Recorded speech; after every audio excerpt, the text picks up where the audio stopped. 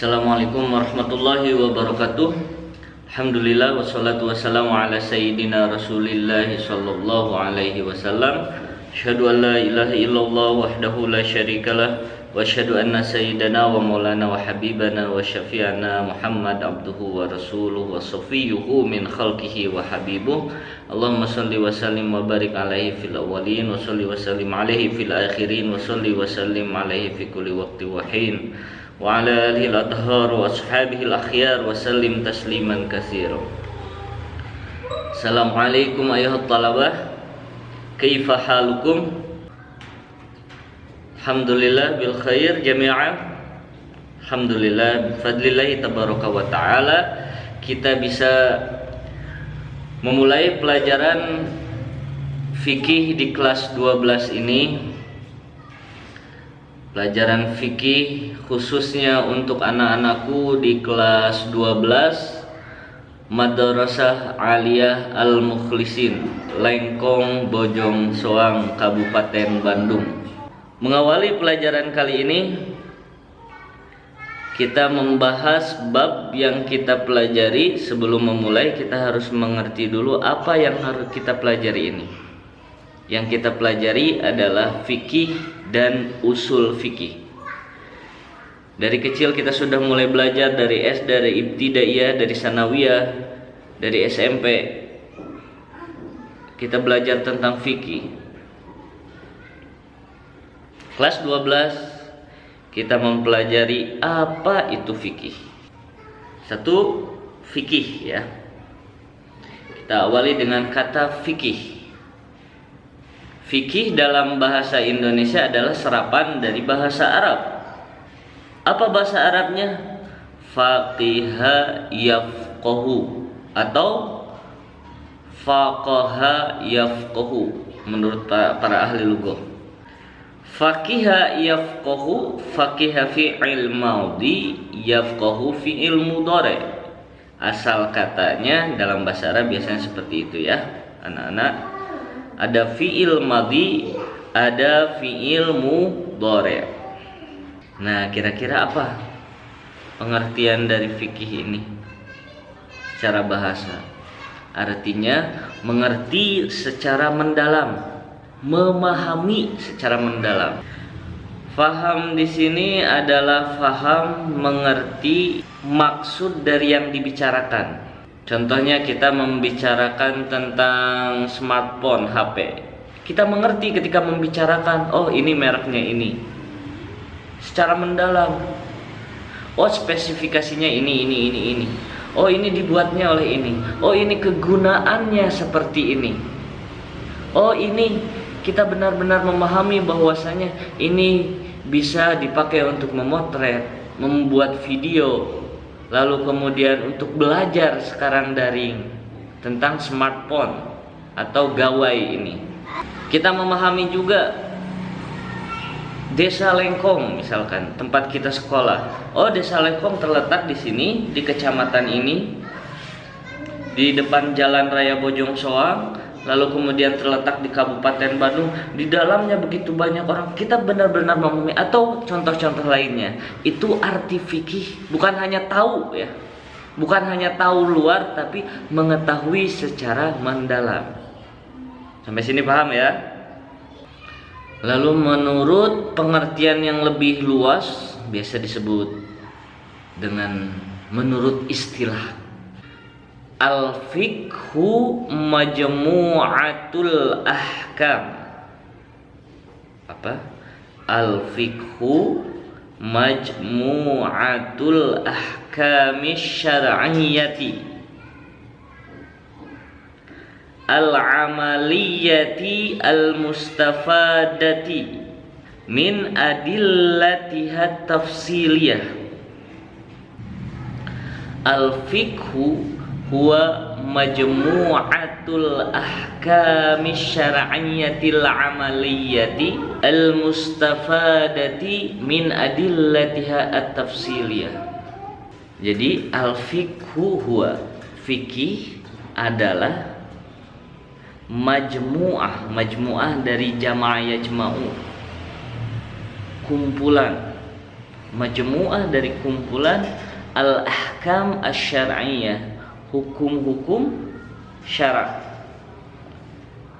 al-amaliyah yang berkaitan dengan perbuatan seorang manusia, al-mustafadati min adillatiha syar'iyyah, yang mana diambil dari dalil-dalil yang jelas dan terperinci. Ini menurut Abdul Wahab Khalaf. Jadi fikih merupakan kumpulan dari hukum-hukum syara'. Apa itu hukum syara'? Hukum-hukum yang telah ditetapkan Allah dan Rasulullah secara langsung, ataupun hukum-hukum yang ditetapkan oleh ahli fikih mujtahid dari masa ke masa.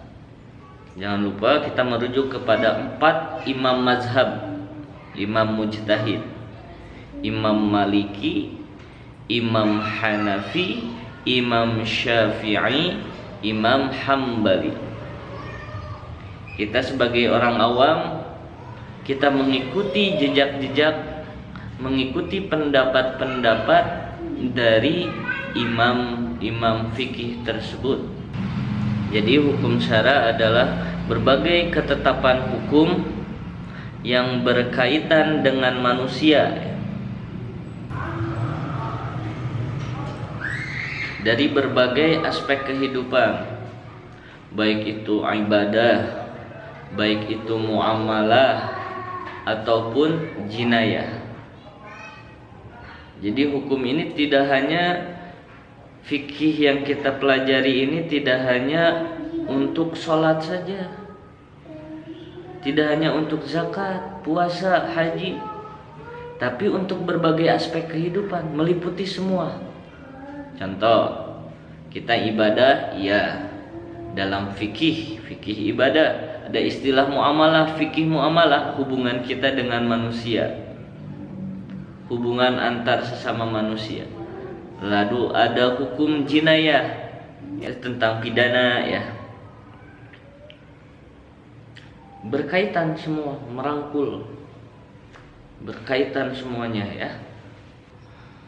Itu pengertian dari fikih, pemahaman, pengenalan fikih yang kita pelajari. Sudah kita pelajari dari kecil, tapi belum mengerti artinya. Oke, sampai sini paham ya. Jadi kesimpulannya, fikih merupakan memahami secara mendalam, mengerti secara mendalam, mengetahui. Kalau paham dengan tahu saja kan beda. Jadi memahami, paham dengan benar-benar paham. Lalu kemudian menurut gambaran istilahnya, jadi kumpulan dari hukum-hukum syariat yang berkaitan dengan amaliyah perbuatan manusia, yang mana hukum syariat ini diambil dari dalil-dalil yang jelas dan terperinci seperti Al-Quran, hadis, ijma, qiyas, dan lain sebagainya. Baik, yang kedua adalah usul fikih. Kalau usul fikih berasal dari 2 kata, al-aslu dan al-fikhu. Aslun jamaknya usulun, aslun jamaknya usulun. Al-aslu artinya dasar atau landasan. Al-aslu fikih, dasar landasan dari fikih. Seperti itu secara gambaran sederhananya. Definisi usul fikih menurut Syekh Qutb Mustafa Sano dalam kitabnya Mu'jam Mustalahat, usulul fikhi hiya al-qawaidu al-kulliyah allati yatawassalu biha ila fahmi nususil kitab was sunnah. Usul fikih merupakan al-qawaid, kaidah-kaidah, ketentuan al-kulliyah yang menyeluruh, sehingga para mujtahid bisa mengambil dengan cara kaidah metode tersebut untuk memahami nas-nas atau ayat-ayat dalam Al-Quran, dalil-dalil Al-Quran, was sunnah dan sunnah. Jadi usul fikih merupakan sarana, alat atau teori atau metodologi cara yang digunakan oleh para mujtahid, ya, mujtahid itu ahli-ahli berijtihad untuk memahami Al-Qur'an, memahami hadis dan sumber-sumber hukum lainnya untuk menetapkan hukum-hukum syariat Islam. Itu usul fikih. Usul fikih caranya, hasilnya fikih. Kalau diibaratkan seperti pohon, akarnya itu Al-Qur'an, hadis, ijma, qiyas. Batangnya untuk mengolah itu batang pohon, untuk mengolah dalil-dalil yang dari akar tersebut, itu disebut usul fikih. Maka hasilnya ranting, dedaunan, dan buah-buahan misalkan, itu fikih. Atau contoh sederhananya saya analogikan, saya contohkan seperti ini ya anak-anak. Contoh donat ya. Maka cara-cara yang dilakukan oleh yang membuat donat itu disebut usul fikih.